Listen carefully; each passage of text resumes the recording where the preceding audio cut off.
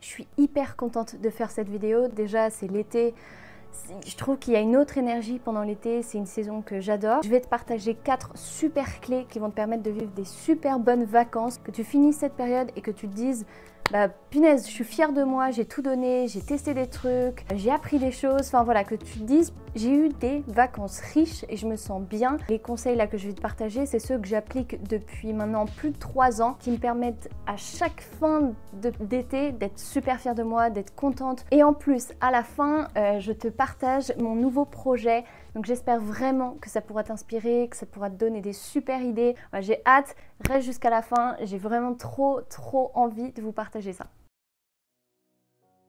La première chose à faire, c'est d'identifier tes activités ressources. Pour moi, des activités ressources, ce sont des activités qui vont te ressourcer, de te reconnecter à toi, de te recentrer. Moi, par exemple, mes activités ressources, c'est parfois faire une séance de sport, me balader, prendre un bain de soleil, lire un bon livre au soleil. Si j'ai la plage à côté, d'aller me balader sur la plage, travailler sur un projet qui compte pour moi. Ce sont des activités où tu vas les faire et tu vas te sentir bien, tu vas te sentir ressourcé. Donc ça, c'est la première chose à faire. Donc t'identifie. Idéalement, va voir mon post sur ces activités parce que je détaille un peu plus et je te partage aussi des idées.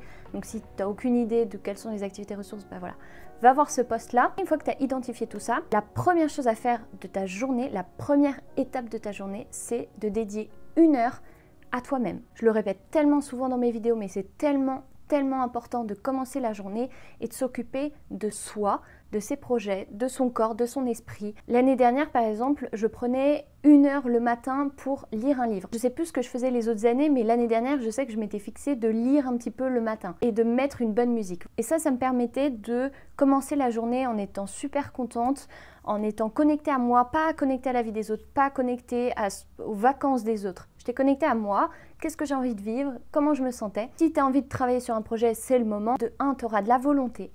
Et de 2, si tu dédies cette heure-là à tes projets ou à toi ou juste à ton bien-être, ton corps, parfois c'est juste se faire plaisir, se prendre un bon bain ou s'habiller bien. Ça peut être tout simple. Mais voilà, dédier cette première heure de la journée à toi, déjà, ça fait que ta journée, elle est validée. Peu importe comment va se passer le reste de la journée, si tu valides la première heure de la journée, tu vas te sentir super bien. Donc voilà, identifie tes activités ressources et dédie la première heure de ta journée à toi-même, à tes projets ou à une activité qui te fait plaisir. La deuxième chose que tu peux faire pendant les vacances, et c'est ce que je fais maintenant depuis 3 ans, c'est de faire des bilans de ton année, des bilans de victoire. Je ne sais pas comment l'appeler autrement, mais moi je me pose comme ça une après-midi, je prends un créneau, je ne sais pas de combien de temps, je me mets une bonne musique, je prends une feuille blanche et je note tout ce que j'ai réussi pendant l'année. Toutes mes petites victoires. Si par exemple dans l'année tu as osé envoyer un message à quelqu'un, tu le notes. Si tu as osé dire quelque chose à quelqu'un, tu le notes. Tu as eu une bonne note à un contrôle ou alors tu as essayé un truc, tu as tenté quelque chose, même si ça a foiré, tu as quand même essayé. Prends une feuille et tu notes tout ce que tu as réussi pendant l'année. L'exercice peut paraître super cliché, peut-être que tu te dis mais à quoi ça sert, mais j'ai flemme de me poser, juste de noter, je les connais, elles sont en moi, c'est bon, tranquille. Mais vraiment, c'est pas pareil de le réfléchir, de l'avoir dans sa tête et de le mettre sur papier, de le vivre vraiment, de te mettre une bonne musique et de te connecter à tout ce que tu as fait de bien cette année. Parce que trop souvent, on est là à se fouetter, à se dire qu'on réussit pas tel truc, qu'on n'ose pas faire telle chose.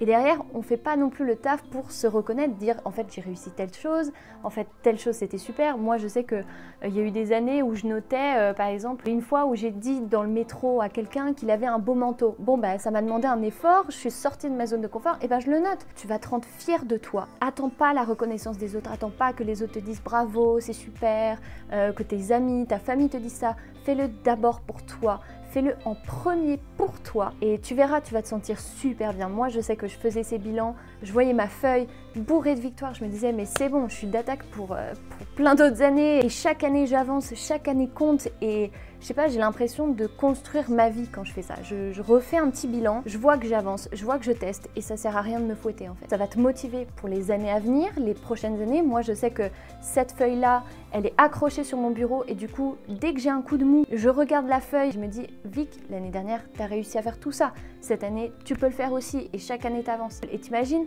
sur, je sais pas, 10 ans, toutes les feuilles de victoire que tu auras récoltées et toutes les choses dont tu pourras te souvenir, tu pourras partager avec les gens, partager avec tes futurs enfants. Je sais pas, moi je trouve ça trop excitant, je trouve ça génial et pendant l'été on a un peu de temps.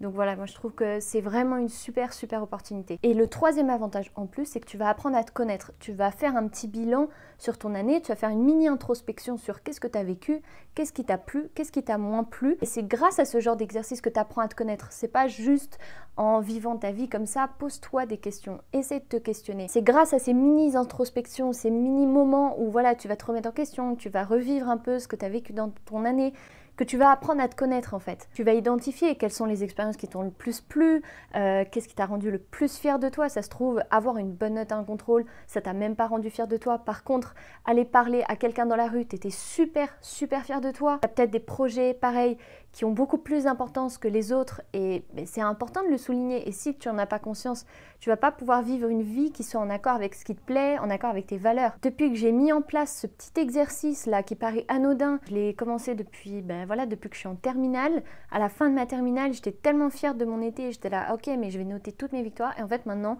je le fais tous les ans. Ça me fait trop du bien. Si t'avais pas cette idée, voilà, je te la partage. J'espère vraiment que tu essaieras au moins de le faire. La troisième clé pour passer de bonnes vacances, je pense que c'est gérer son téléphone. Vu que pendant l'été, tu vas avoir un peu plus de temps, prends le temps de trier tes abonnements Instagram. Prends le temps de t'entourer de personnes virtuellement inspirantes, des personnes qui sont plus intelligentes que toi, des personnes qui sont avancées dans des projets qui te plairaient toi.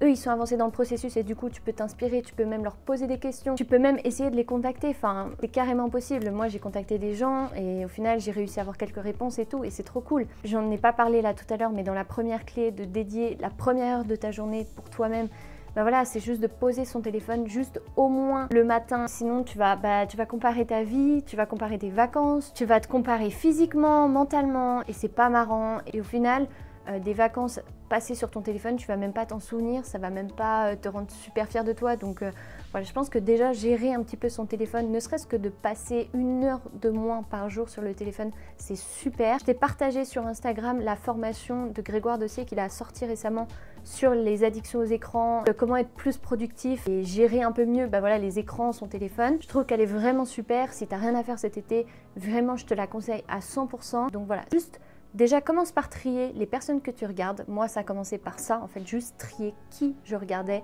et qui juste me mettait mal, en fait. Genre, j'ai commencé à me désabonner de toutes ces personnes et j'ai commencé à suivre des personnes qui étaient beaucoup plus intelligentes que moi. Je l'ai fait il y a 3 ans, mais ça m'a tellement changé, c'est tellement différent. En plus, qui est parfois une vie qui est un peu fantasmée, c'est même pas la vraie vie. Les gens sur Instagram, ils font partager les meilleurs moments, la meilleure pause, le meilleur profil, le meilleur moment des vacances. Et toi, tu vas te comparer à ça. Donc, je sais pas, je trouve que c'est trop dommage de vivre ça. La dernière clé, et qui je pense est la plus importante, en tout cas, moi, c'est celle qui a le plus, mais vraiment sincèrement, le plus changé ma vie, c'est de tester des choses. Je le répète tout le temps, mais c'est tellement vrai. C'est pas pour rien que tout le monde le dit, de sortir, de faire des choses, teste des petites choses, voilà, des petites choses qui te font peur. Tous les étés où je me suis dépassée, tous les étés où j'ai essayé de faire des choses qui me faisaient peur, ce sont les étés que je retiens dans ma vie. Ce sont les étés où j'ai le plus appris, où j'ai été le plus fière de moi. Ne serait-ce que d'ouvrir un livre, tester une formation, te lancer un petit défi, un petit challenge de 10 minutes de sport par jour. Ou alors, tu peux faire des choses qui te font encore plus peur. Là, les 3 dernières années, je me suis forcée à faire des trucs qui me faisaient flipper. Il n'y avait pas le Covid. Du coup, je pense qu'il y a des choses que j'aurais peut-être pas pu faire s'il y avait eu le Covid. Sur mise au scoutisme, j'ai fait un camp où je suis passée sur scène. J'ai contacté des personnes qui m'inspiraient. Une autre année, j'ai bossé dans un fast-food. J'avais envie de me tester, j'avais envie de me connaître. Et c'est dans ces périodes-là, dans ces moments où tu as un petit peu peur, mais que c'est viable, c'est faisable. Te dis pas c'est bon, je vais me faire peur et je vais me dégoûter de la vie. Et tu peux faire des petites choses qui pour toi te paraissent difficiles mais qui en même temps sont faisables. Chacun sa taille, chacun ses ambitions, chacun son échelle. Et si tu veux apprendre à te connaître, la meilleure façon c'est de tester. Alors oui, ça va pas être agréable parce que tu vas vivre pas mal d'échecs, tu vas pas trouver ce qui te plaît direct, tu vas pas avoir des révélations directement. Mais dans tous les cas, ce qui est sûr à 100%, c'est garanti, tu seras super fier de toi. Tu pourras raconter ça à tes enfants, tu pourras raconter ça à tes potes, à ta famille, que tu t'es dépassé. Mais même juste, tu vas être fier de toi. C'est combien ça vaut d'être fier de soi. Ça paraît tellement bateau et pourtant c'est si important et je trouve que, enfin moi en tout cas ça a changé ma vie. À partir du moment où je me suis dit en fait il faut que je teste des choses pour apprendre à me connaître, il faut que je teste pour savoir ce qui me plaît et juste pour être fière de moi, ça a changé littéralement ma vie. Et c'est pas un truc bateau, vraiment sincèrement, je n'ai plus été la même personne à partir du moment où je me suis dit il faut que je sorte de ma zone de confort, il faut que je teste des choses. Plus tu vas tester, plus tu vas avoir confiance en toi. Pas en restant dans ton canapé ou en regardant ton téléphone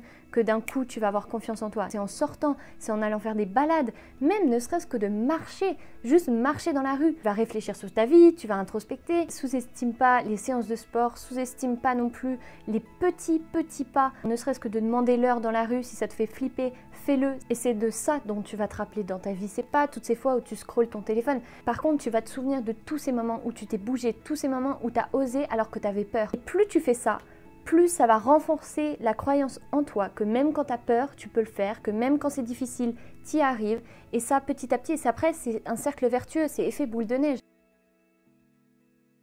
On arrive à la fin de cette vidéo, j'espère du fond du cœur que ça t'aura inspiré et surtout que tu vas mettre en place au moins une de ces 4 clés, un de ces 4 conseils. C'est pas du bullshit, je pense sincèrement que si tu en appliques au moins un, ça peut changer ton été. Je le dis sincèrement, c'est pas du bullshit de développement personnel, bisounours, c'est pas pour rien qu'il y a plein de gens qui réussissent, qui appliquent ce genre de règles, c'est pas pour rien que les gens qui sont épanouis appliquent ce genre de conseils. Quand j'ai découvert ça, je me suis dit bon ok, why not, je vais essayer et en fait ça a vraiment eu un impact sur ma vie. Je te partagerai pas ça si ça servait à rien. Je vais vous parler de mon nouveau projet que je lance là cet été. Je t'explique un petit peu la situation. En gros, je vais plus être sur YouTube là pendant l'été. Je suis en train de bosser sur des projets perso. Je peux pas encore en parler. J'ai beaucoup de choses à faire, beaucoup de choses à régler et du coup, je pourrais pas poster de vidéos sur YouTube. Par contre, je vais être présente sur Instagram. Donc voilà, n'hésite pas à me suivre là-bas. En général, je partage un peu mes trainings, mes réflexions, ce que je me pose comme questions, des posts inspirants, des photos un peu différentes. Juste, je te partage un peu mon programme de la journée. Donc voilà, si ça t'intéresse, suis-moi là-bas. Et je lance un nouveau projet cet été.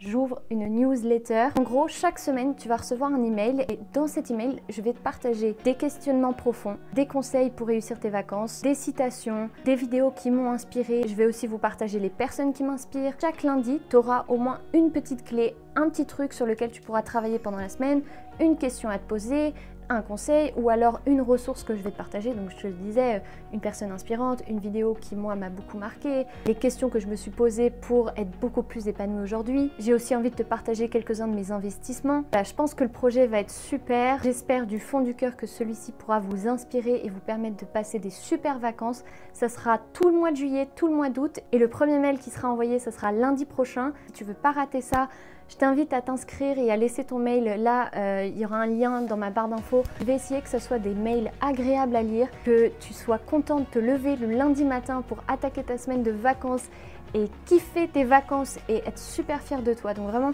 je vais mettre tout mon cœur dans ce projet. Ça change un petit peu d'habitude, mais voilà, j'avais envie de faire quelque chose de plus profond. Je le fais pour les personnes à qui ça intéresse vraiment. Tu as juste à laisser ton mail. Voilà, je te souhaite une super belle journée, de super bonnes vacances. Je ne sais pas quand est-ce que je reviendrai sur YouTube. Peut-être que pendant les vacances, j'aurai envie de poster. Peut-être. En tout cas, ce qui est sûr, c'est qu'on se retrouve lundi dans ta boîte mail ou sur Instagram. Avance comme tu peux et je te dis à bientôt.